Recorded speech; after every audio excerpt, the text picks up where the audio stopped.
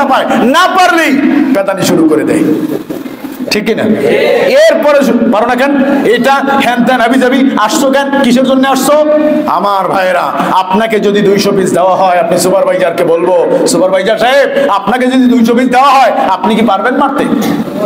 আপনি তখন বরাবরি করবেন। আমার ভাইয়েরা, কষ্ট সে কথায়, যদিও আমার টাইম শেষ, আল্লাহ তাআলা বলেন নামাজ পড়া শেষ, মসজিদে বসে থাকার কোনো দরকার নাই। নামাজ পড়া শেষ, মসজিদে বসে থাকার কোনো দরকার নাই। নামাজ পড়া শেষ, মসজিদে বসে থাকার কোনো দরকার নাই। কথাটা কার?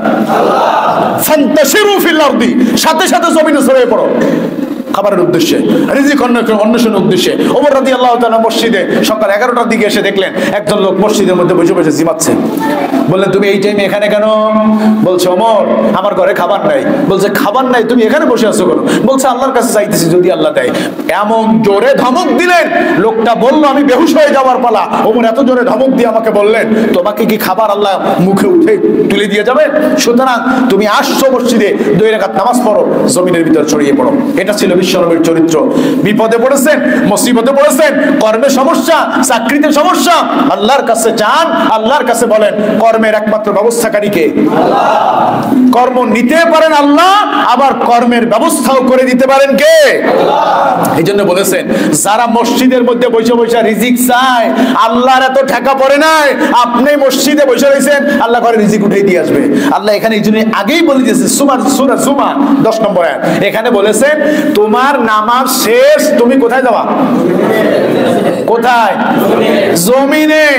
কাজের জন্য, কাজের জন্য তুমি যাও। আমার ভাইরা, এরপরে আল্লাহ তাআলা বলে ওয়া রাসূলুল্লাহ সাল্লাল্লাহু আলাইহি ওয়াসাল্লাম আত-তাজিরু সুদুকুল আমিন ওয়ান নাবিয়্যিন ওয়াস সিদ্দিকিন ওয়াশ শুহাদা। একজন ব্যবসায়ী, একজন বিশ্বস্ত ব্যবসায়ীর কথা বলা হয়েছে এখানে। একজন বিশ্বস্ত ব্যবসায়ীকে আল্লাহ তাআলা বলেন ওই ব্যক্তির মর্যাদা হলো ওয়ান নাবিয়্যিন ওয়াস সিদ্দিকিন, নবী এবং সত্যবাদী, ওয়াশ শুহাদা এবং শহীদদের মর্যাদার সমান হলো একজন বিশ্বস্ত ব্যবসায়ী, একজন আমানতদার ব্যবসায়ী। আমার ভাইয়েরা, শ্রমিকের অধিকারের কথা অনেক বলা হয়েছে, যদিও আমার বলার সময় নাই, তবে কয়েকটা অধিকারের কথা বলবো। 1 নম্বরে শ্রমিকের যে অধিকার, এই অধিকারের মধ্যে প্রথমত হলো কর্মদক্ষ বিশ্বস্ত কর্মী আপনার প্রথমত নিয়োগ দেওয়া। বিশ্বস্ত কর্মী ছাড়া একটা কর্মক্ষেত্র চালানো কিন্তু সম্ভব না। সম্ভব? এবার আপনি নিয়োগ দিবেন, নিয়োগের ক্ষেত্রে আপনি দেখলেন মেরামরা লোক, চলতে পারে না, হাঁটতে পারে না, ন্যাংরা খুরা, এই সমস্ত ধইরা আপনি যদি অফিসে নিয়োগ দিয়ে দেন, তারা কি চলতে পারবে? আল্লাহ রাব্বুল আলামিন তাই বলেন ইন্না খায়রা মিন আস্তাজারাতিল কাওয়িয়্যুল আমিন। কর্মচারী হিসাবে ওই ব্যক্তিদেরকে নিয়োগ দাও যারা সুঠামদেহের অধিকারী, যারা শক্তিশালী, যারা কাজ পরিচালনা করতে পারবে, এবং দ্বিতীয় হলো যাদের মধ্যে আমানতদার আছে, এই ব্যক্তিদেরকেই কর্মক্ষেত্রে নিয়োগ দেওয়ার কথা বলা হয়েছে। কর্মীর মধ্যে দ্বিতীয় গুণের যে কথা বলা হয়েছে, মজুরির সময় একজন মজুরি, যেমন একজন কর্মী আপনি নিয়োগ দিলেন, প্রথম কাজ হলো ওই কর্মীর আপনার মজুরিটা নির্ধারণ করে দিতে হবে। দ্বিতীয় কাজ, কয় টাকা বেতন দিবেন, কতটুকু দিবেন, এটা আপনার নির্ধারণ করে দিতে হবে। আপনি 10,000 টাকা বেতন দিবেন, এটা আপনাকে আগেই বলে দিতে হবে। আপনি 5 ঘন্টা কাজ করবেন, 10,000 টাকা আপনার। কারণ এই বাংলাদেশে কোনো এক সময় দেখা গেল মানুষদেরকে 12 ঘন্টায় কিন্তু কাজের মধ্যে রাখা হতো, জানেন তো? এই জন্য একটা দিবস আছে, শ্রমিক দিবস, মে 1 ইন্টারন্যাশনাল ওয়ার্কার্স ডে যেটাকে বলা হয়, যে আন্তর্জাতিক শ্রমিক দিবস হিসেবে একটা দিন কিন্তু আছে।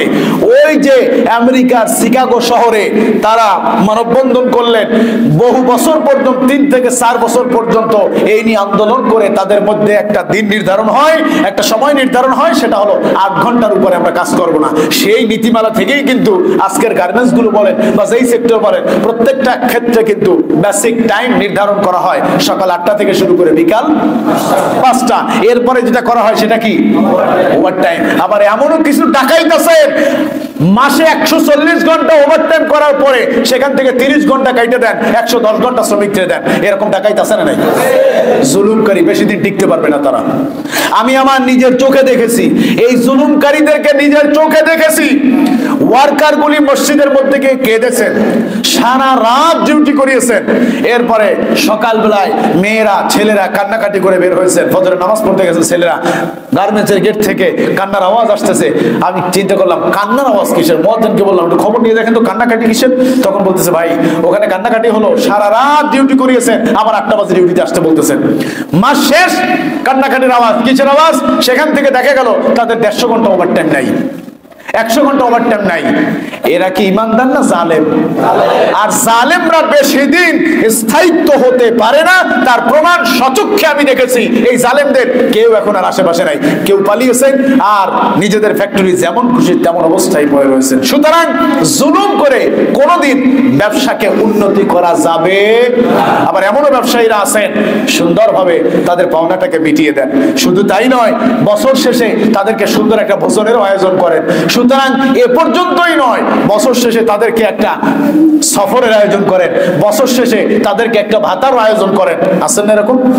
টিপ টিপ করে জ্বলতে জ্বলতে আলহামদুলিল্লাহ দেখা যায় তারা অনেক বড় হয়েছে। এরকম অনেক ব্যবসায়ী আমি আমার চোখের সামনে অত্র এলাকাতে দেখেছি। সুতরাং যারা ন্যায়সঙ্গত ব্যবসা করেন, যারা শ্রমিকদেরকে পূর্ণ অধিকার আদায় করে দেন, আল্লাহ রাব্বুল আলামিন যেন ওই সমস্ত মালিকদের অবশ্যই অবশ্যই ব্যবসার মধ্যে বরকত নাজিল করে দেন, বলি আমিন। মজুরি নির্ধারণ যেটা করবেন, ওভারটাইমের ঘন্টা এত টাকা, ওইটাই আপনার দিতে হবে। যেই কয় ঘন্টা আছে ওই কয় ঘন্টাই আপনার করাই নিতে হবে। তৃতীয় নম্বরে বলছে কাজের চাহিদা সম্পর্কে আলোচনা করে নেওয়া। আপনাকে দিয়ে কি কাজ করাবে, একজন শ্রমিক আপনি নিয়োগ দিয়েছেন, কি কি কাজ করবে কি কি কাজ করবে না, ওটা আগেই আপনার নির্ধারণ করে দিয়েছেন ইসলাম। ইসলাম পূর্ব যুগে এর কোনো নিয়মতান্ত্রিক কোনো কিছুই ছিল না। আপনারা সবাই জানেন রাসূল করিম সাল্লাল্লাহু আলাইহি ওয়াসাল্লামের একজন কৃতদাস ছিলেন, একজন গোলাম ছিলেন, যার নাম ছিল হযরত আনাস রাদিয়াল্লাহু তাআলা আনহু।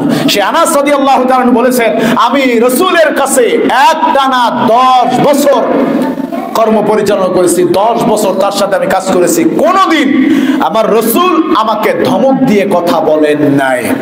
আর আমাদের সমাজের কিছু ডাকাইত আছে, এই ডাকাতগুলি শুক্রবার দিন মানুষদেরকে কাজে নেয় না। কেন নেয় না? শুক্রবার দিন কাজে নিলে 12টার পরে আবার ছেড়ে দিতে হবে, আবার 2টা 2:30টার পরে কাজে আসবে। সুতরাং শুক্রবার দিন কাজে নেওয়া যাবে না। আছে না নাই? বলে শুক্রবার নেওয়া যাবে না, শুক্রবার নিলে অনেক ছোট কাম হয়, অনেক কম কাম হয়। আবার অনেকে আছেন শুক্রবার দিন কাজে নিয়োগ দেয় ঠিকই, তবে জুমার নামাজটা পর্যন্ত সময় দেয়। আপনি কি কাজ করবেন, কি কাজ করাবেন, কত ধনী হবেন আর কত ধনী হয়েছেন। আল্লাহু হুয়াল গনিয়্যু ওয়া আনতুমুল ফুকারা। আল্লাহ বলেন এই পৃথিবীর সবচেয়ে ধনী কে? আর তুমি গরিবের বাচ্চা গরিব, তুমি গোলামের বাচ্চা গোলাম। তুমি 2 টাকার মালিক হয়ে আমার শ্রমিকদের উপরে, আমার গোলামদের উপরে অধিকার কাটাও। কে দিয়েছে তোমাকে অধিকার? আমি আবার বলবো, এই এলাকার যারা গার্মেন্টস শ্রমিকরা যারা আছেন, বিশেষ করে গার্মেন্টস মালিক শ্রমিক যারা আছেন, অন্তত পক্ষে শুক্রবার দিন 12টার সময় অফিস ছেড়ে দেওয়া দরকার। আর সর্বনিম্ন 2:30টা পর্যন্ত শুক্রবার দিন সময় দেওয়া দরকার। আমার ভাইরা, বিভিন্ন দেশে দেখা যায় তারা শুক্রবার দিন নয়, শনিবার দিন, খ্রিস্টানরা শনিবার দিন তারা অফ ডে রাখে। শনিবার রাখে না? যেমন আমাদের এলাকায় একটা আছে, যে আমার 5-এর এই পাশে কোনা, এটা কি নাম বলে, অ্যাজাক্স বন্ধ হলো শনিবার দিন, শুক্রবার দিন না, শনিবার দিন। আরো কোন কোন গার্মেন্টস জানি আছে তারা শনিবার দিন বন্ধ রাখে। ওর সাথে মিলিয়ে আমাদের মুসলমানের সন্তানগুলিও শনিবার দিন বন্ধ রাখে। ওরা শনিবার দিন বন্ধ রাখে কেন আপনি তা জানেন না? ওদের হলো বড়দিন, ওই শনিবার দিন ওদের উপাসনার দিন, পূজার দিন, ওদের রবের কাছে ওদের চাওয়ার দিন। সেই দৃষ্টিকোণ থেকে ওরা শনিবার বন্ধ রাখে। আর আপনি মুসলমানের বাচ্চা হয়ে এতটা বেয়াকুব কিভাবে হলেন, শুক্রবার দিন আপনি আমরা ফ্যাক্টরি খোলা রাখেন? আপনার মাথায় ঘিলু থাকা দরকার। ওরা যদি ওদের কর্মনীতিতে এত অটল থাকতে পারে, আমরা কেন পারবো না? আমরা সব বিষয় নিয়ে আন্দোলন করি, নামাজের জন্য কেন আন্দোলন করবো না? আমাদের এই সময়টুকু দরকার। এই সময় থেকে এই সময় পর্যন্ত, শুক্রবার দিন রাসূল ইয়াউমুল জুমার দিনে রোজা পর্যন্ত রাখতে নিষেধ করেছেন। রোজা খবরদার শুক্রবার দিনে রোজাও রাখবা না। এত ভালো ইবাদত রাসূল করেন নাই। রাসূল বৃহস্পতিবার দিন রোজা রেখেছেন, শুক্রবার রোজা রাখেন নাই, এবং কাউকে রোজা রাখার ব্যাপারেও বলেন নাই। কেন বলেন নাই? শুক্রবার দিন অনেক কাজ থাকবে। একজন নামাজি হাত পরিষ্কার করবে, নখ পরিষ্কার করবে, সুন্দর করে গোসল করবে, নিজেকে পরিপাটি করবে, সারা সপ্তাহ কাজের মধ্যে ছিল।